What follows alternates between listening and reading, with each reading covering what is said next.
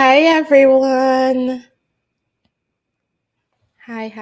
Happy Friday. Hi everyone, and welcome to today's immigration chat with me, Attorney Lilian with Lily Legal, where we help our clients get green cards for themselves and their families using the U.S. immigration law system. So today we are going to be talking about the fiance visas because we want to make sure, right? We want to make sure that everyone that has any questions about fiance visas are able to get the answers they need. Okay, so today that's what we will be talking about. If you are watching this on Facebook, YouTube, Instagram, make sure you say hi, like, share, subscribe, and as always, if you would like to schedule a personal consultation with me, you can do that by going to my website, lilylegal.com, or by calling my office at 508-443-1788. So we are going to jump right in with just a basic what is a fiance visa and how do you even go about the whole process. So first off, you have to you must, okay? You must be a US citizen in order to even apply for the fiance visa. If you are not a US citizen, you cannot apply for a fiance visa. So, sorry to my permanent residents. You just have to wait until you become a citizen to get that privilege to be able to apply for your fiance. Okay, so that's number one. You must be a US citizen to apply for a fiance. Secondly, you must have seen your fiance within the past 2 years in person. There are some exceptions, but those are rare. Those are not something that happens all the time. So just keep that in mind. Even though they say there's exceptions, it's not always it's not something that is common. So it is required that you see your fiance in person within the past 2 years. That means it's 2022 right now, so you must have seen them either in 2022, 2021, or at least within 2 years. So it may go into 2020, but be sure that you are counting those days, and it's from the date that you file. Okay, not the day that you decide that you want to propose or whatever. No, it's from the day that you file that you are making that you have seen the person in person. Okay, so if you have not seen them in person since 2019, unfortunately you cannot file for the fiance visa. You would need to go and see them in person and then file, because again, it starts counting from when you file. So keep that in mind. COVID did mess this up for a lot of people, and unfortunately there's not an exception that was created specifically for COVID reasons. But dependent on your culture, there are certain exceptions where people are not allowed, certain cultures do not allow for fiancés to meet in person until they get married. If you are part of that culture, you can get a waiver for meeting in person within 2 years. But for the majority of people, you have to have seen the other person in person within 2 years of filing. And you have to have documented proof of it. It's not just your statement, I saw them in person. You have to show, so typically for my clients, we show travel documents. So something showing that you actually flew to the country where the person is, or you two met in a third country, something, right? Pictures together, all those things help to show that you've seen each other in person. And that is where the issues come. So I've had people ask me, oh, but do I really have to see the person? Or can I just use these old pictures? Well, well, don't do that. Okay. Okay. The last thing you want to do, and the thing that will cause the most issues for you, is if you start lying to immigration from the beginning. Okay. If you're telling immigration that you have seen this person physically, they are expecting you to have seen the person physically. Do not lie. If you have to do a quick trip to go see the person, if you have to meet in a third country, whatever it is, you can have the person. If the person is able to get a visa to Mexico, and you can just drive over to Mexico or Canada, something, to have seen the person physically before filing, go ahead and do that, because that will be more helpful to you. And hi there, Oba from Instagram. Hi there. And as always, as I'm going through this, if you have questions, go ahead and put them in the comments. I am happy to respond to your questions as we're going along. So missing in person is one of the things that you really want to make sure that it's done before you even start the process. You want to make sure that you have met that requirement. So the third thing that can really cause an issue is your fiance. Okay, this is an issue because if you don't have any financial abilities to support your fiance, it's going to make it really hard for U.S. immigration to approve your case. So if you are not working and you do not have anyone that's willing to do an affidavit of support for you and your fiance, that's going to look really bad on your application process. Okay, so you want to make sure that when you're working,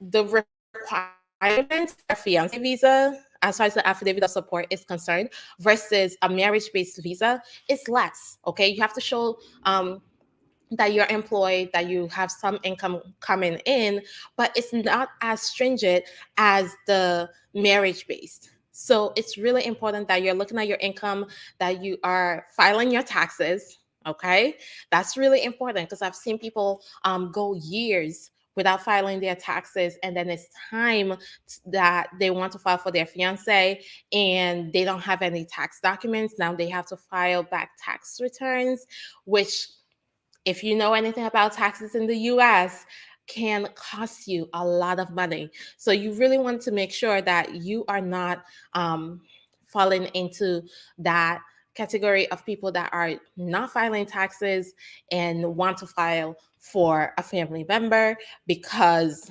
it is a requirement. Okay, filing taxes is a requirement, unless you are legally not required to file taxes, right? If you are legally not required to file taxes, you need to have something that says that from an accountant or a tax professional for it to actually count for USCIS, the embassy, to take that into consideration. So keep that in mind. You do need a tax return and some form of income. Keep those two things in mind. Now, once the preliminary things are done, you know you qualify, you've seen your fiance, you have everything ready to go, you go ahead and file. Now, this is another thing that can cause an issue, is if you file incorrectly, right? What do I mean by that? If you do not answer the questions correctly, if you put the wrong information, if you do not indicate where the person will be getting the visa from, that can delay your case, that can cause issues. So, for example, if you fill out the fiance visa application in the US to send to USCIS, and you did not indicate which embassy is going to be handling which embassy your fiance is actually going to apply for the visa at and have the interview. When your fiance visa case is approved, USCIS holds onto it, right? USCIS will hold onto it and will not send it to your to the country or to the embassy, because you didn't tell them where to send it. Okay, so that's number one. If you don't tell them where to send it, they don't know where to send it. Okay, so, and further issues is if they don't know where to send it, now you have to file a whole other application to get them to send it to the right place. And you have to pay for that application.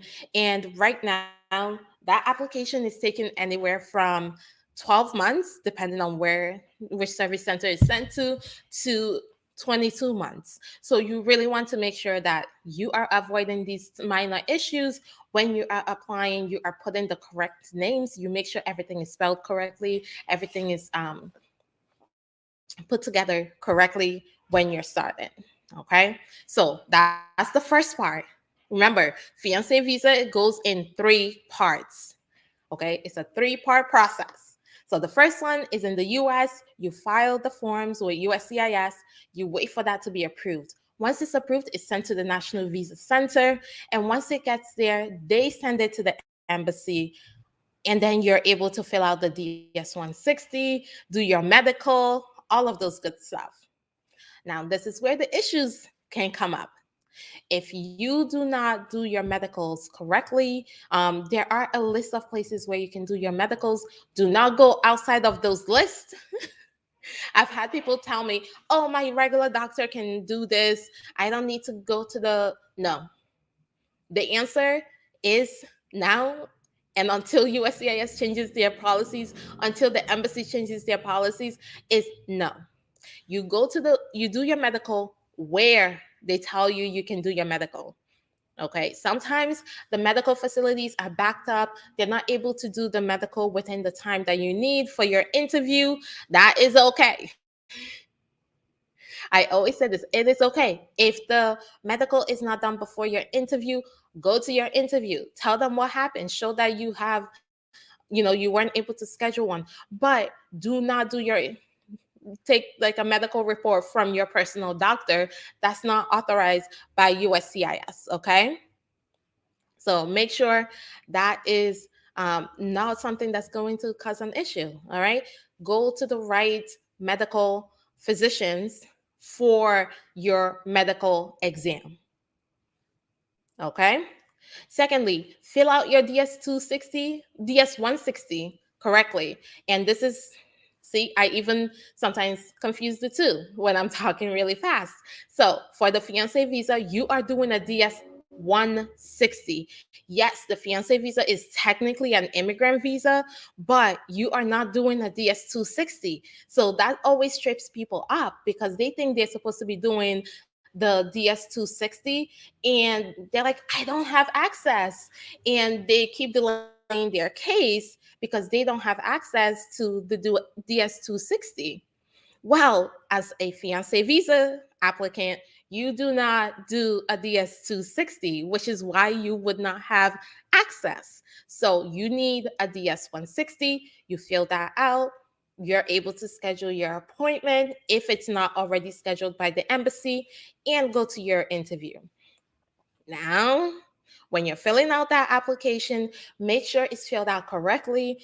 We typically take care of that for our clients if they're not able to get it done themselves. And we review it before they submit because, again, we want to make sure that at every single stage of the 3-part process that you are doing it correctly and avoiding issues that can delay your case even further. Okay. COVID caused a lot of delays. We want to make sure that when you're filing your application, when you're going through the process, that you're not doing things or making mistakes that will further delay your case. Okay. So that's another thing. All right. So fill out the DS-160 correctly. Go to your interview. Now, to avoid issues at your interview, make sure that you are prepared for your interview.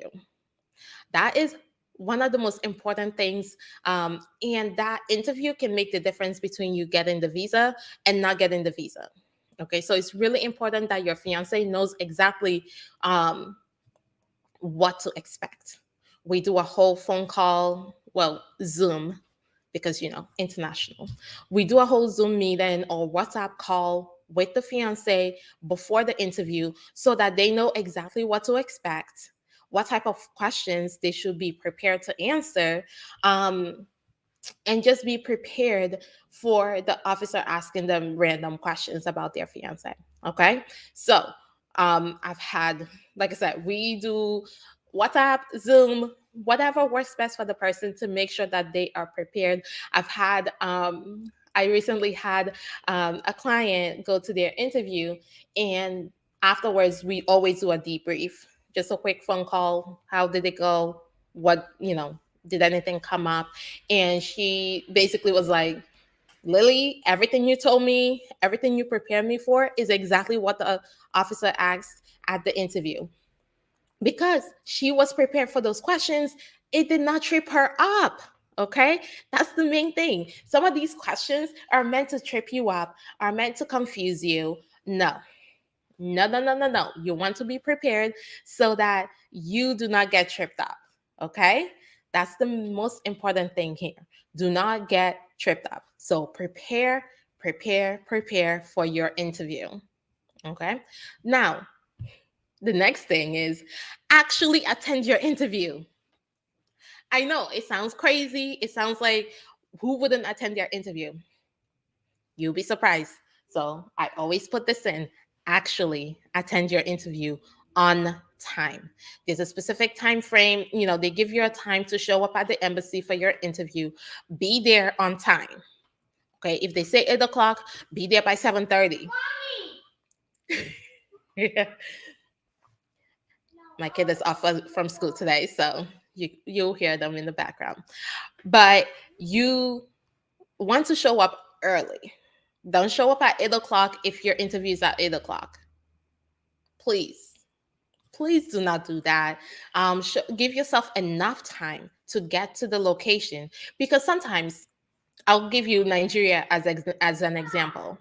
There's only two embassies. There's only two U.S. embassies in all of Nigeria. So that means if you do not live close to Lagos, and it's going to take you, sometimes it may take you almost a day to get to Lagos for your interview, you want to leave ahead of time. One, don't rely on the transportation to get you there on time, right? So you want to give yourself at least a day or two to spend in Lagos. And then you want to, figure out your ride from wherever you're staying to the embassy so that you get there on time. Actually, you get there early. So it's really, really, really important that you pay attention to your timing, right? And know that the time that they give you is in your time zone. Okay. Whatever the time zone of the embassy is, that's the time that they're giving you. Do not pay attention to what your US based fiance time zone is. It does not matter. Okay. That's not the time that they're giving you. If they say 8 o'clock a.m.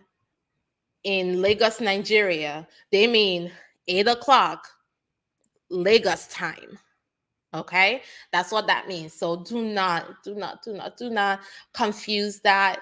Be there on time. Have all your documentation.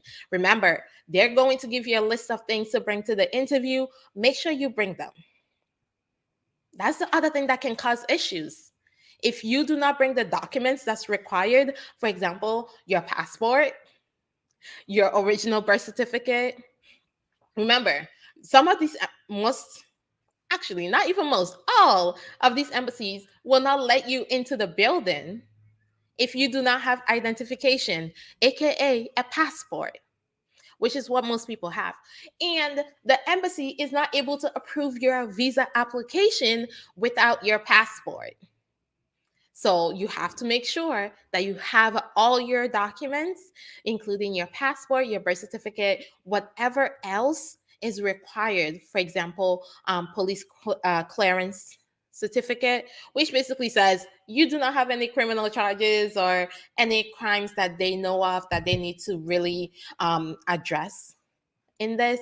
So it's really, really, really important that you know what documents you need to take with you and you take those documents. Some of the instructions will say bring the original and 2 copies, or bring the original and 1 copy.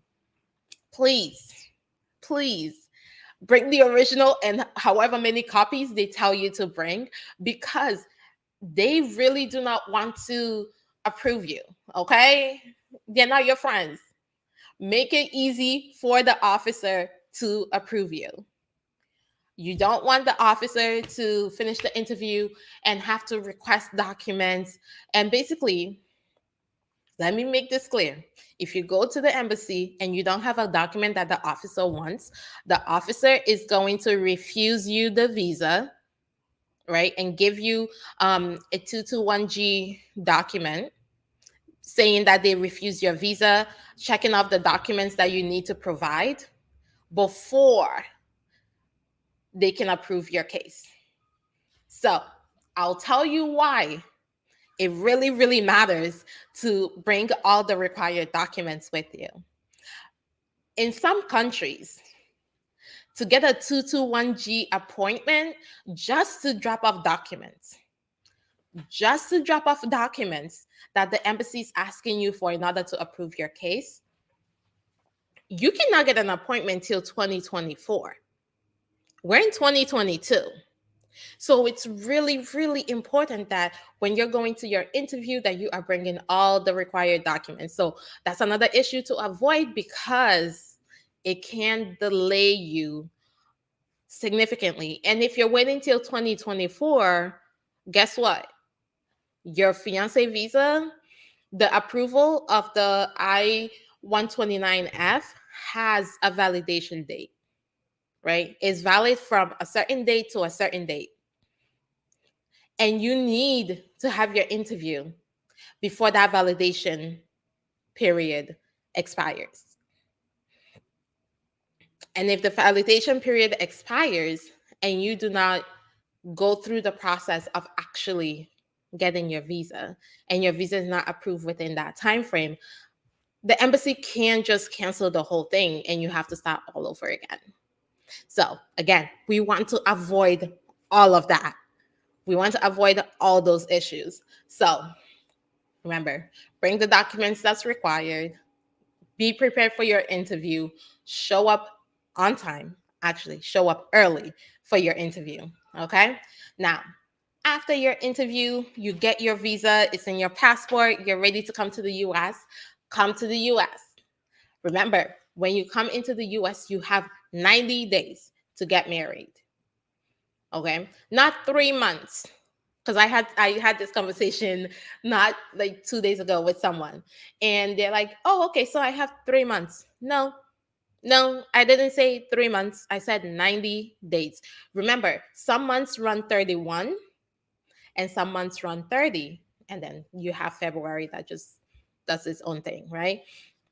So you have to actually count 90 days and not just think, oh, I have 3 months. Because what if that 3 months you're thinking you have is actually one of them runs 31. So the other one that's 30 is actually 29, right? And then you get married on the 30th day instead of the 29th. And now you're out of the 90 days. So 90 days means 90 days. It does not mean 3 months. So avoid that. Okay. Avoid that confusion. 90 days means 90 days, not 3 months.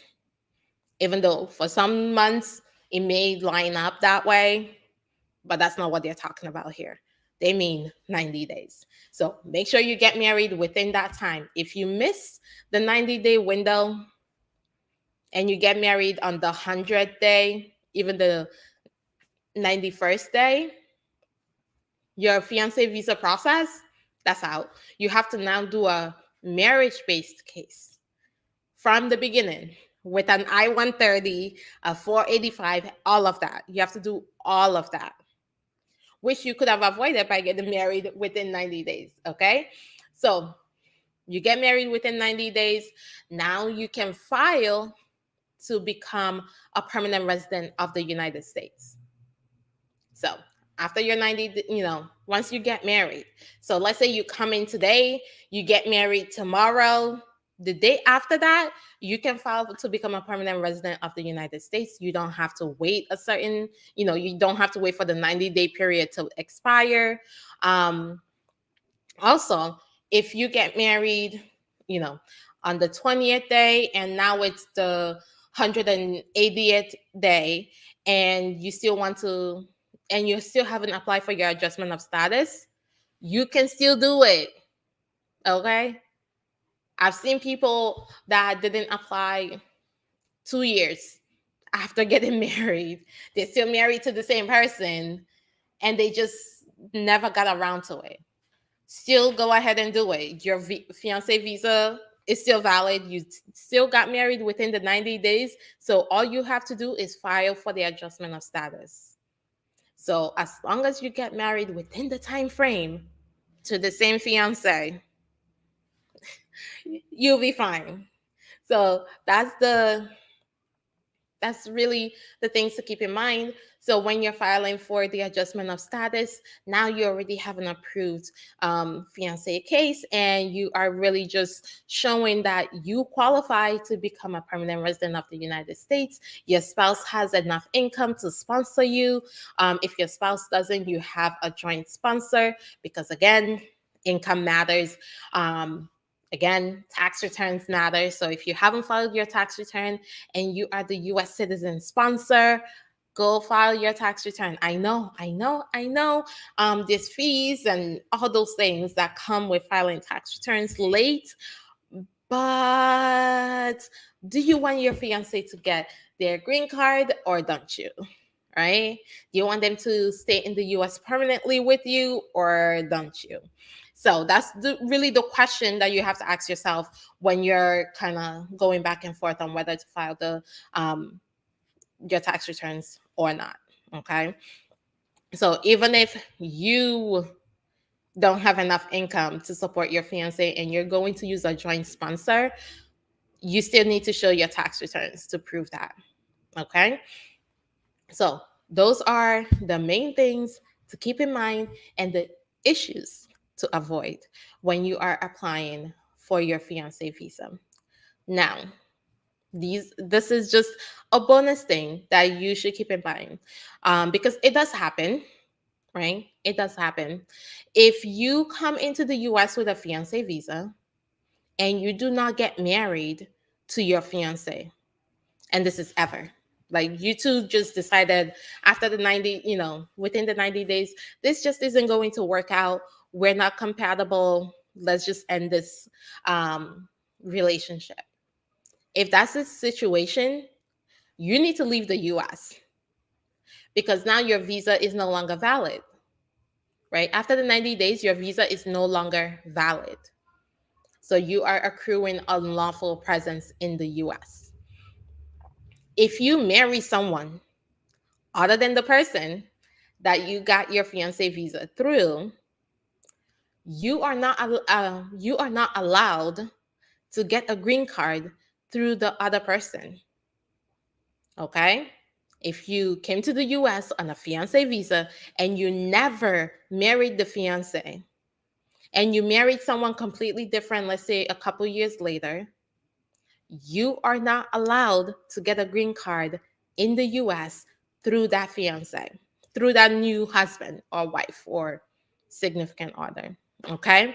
So it's really important that if you came on a fiance visa and things are just not working out, before the 90 days expires, you are talking to an immigration lawyer to see what your options are and what you can do. Now, if you did get married within the 90 days and then things broke down, that's a different situation altogether. You should still talk to an immigration lawyer to make sure that you are still safe, and able to file through another spouse later on in the future. But just know, if you never married your fiance and you came on a fiance visa, you are not able to get a green card in the US. And this is even if, right? This is even if you married someone else and now they're ready to file for you to get your green card. No. And this is also even if you qualify for VAWA, which is the Violence Against Women's Act, based on abuse or extreme cruelty, you would still not be able to get a green card through it. You can get VAWA, right? You can get the VAWA approved, but you will not be able to get the green card approved. So it's really important that you pay attention to that and you speak to an immigration lawyer if you find yourself in that situation, to know your options before you, one, accrue unlawful presence to the point where you're going to need a waiver. Okay, so that is that's all I have for you. If you have any questions, please go ahead and put them in the comments. If you would like to schedule a private consultation with me, you can always do that by going to my website, lilylegal.com, or by calling my office at 508-443-1788. And as always, thank you so much for joining me today. Thank you for your time. And remember, if you like this video, hit the like button. If you know someone who needs to hear this, go ahead and share this video with them. And if you are listening in a place where you can subscribe, go ahead and hit the subscribe button so that you do not miss any of my uploads. And as always, I am Lilian Chukura. I am the owner of Lily Legal, where we do immigration law and we do it well. Thank you and bye.